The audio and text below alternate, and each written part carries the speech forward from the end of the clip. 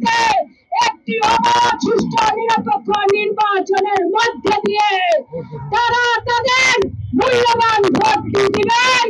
আমরা বিশ্বাস করি তারা যদি তাদের মূল্যবান ভোট দিতে পারে তাহলে অবশ্যই সব যোগ্য দক্ষ এবং মানুষের জন্য কল্যাণকারী যেই নেতা তাকে বিপুল ভোটে জয়যুক্ত করবে। কোন থানার দালালকে তারা ভোট দিবে না। কোন ঠিকাদারি করে যারা পয়সা হাতিয়ে নেয় তাদেরকে ভোট দিবে না। যারা মামলাবাজি করে টাকা হাতিয়ে নেয় তাদেরকে ভোট দিবে না। অবশ্যই বাংলাদেশের মানুষ ধানের শীষের প্রতীক আমাদের অ্যাক্টিং চেয়ারম্যান জনাব তারেক রহমান বলেছেন আগামী দিনে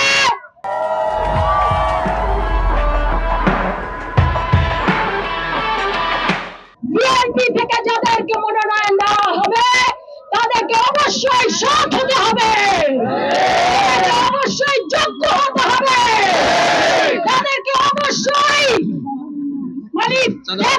রাজনীতি করতে হবে, ভোগের রাজনীতি নয়।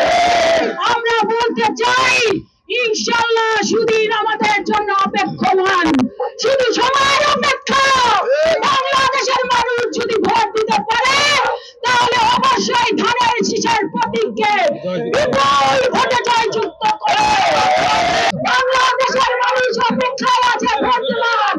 যদি নির্বাচন আবার সুষ্ঠু নিরপেক্ষ হয় বিএনপি 2/3 মেজরিটি নিয়ে ওই পার্লামেন্টে সরকার গঠন করবে। এই 17 বছরে বাংলাদেশের যত মানুষের দাবি দেওয়া আছে আমি ব্যক্তিগতভাবে বলতে চাই আমাকে বিএনপি মনোনয়ন দিলে আমি প্রতিজ্ঞা করতে চাই এই মাদারীপুরকে একটি স্বর্ণের মাদারীপুর বানাবোই বানাবো, যেখানে আইনের শাসন থাকবে, যেখানে মানুষের ভোটাধিকারের স্বাধীনতা থাকবে, যেখানে এই আমাদের অ্যাক্টিং চেয়ারম্যানের জনাব তারেক রহমানের 31 দফা বাস্তবায়ন হবে।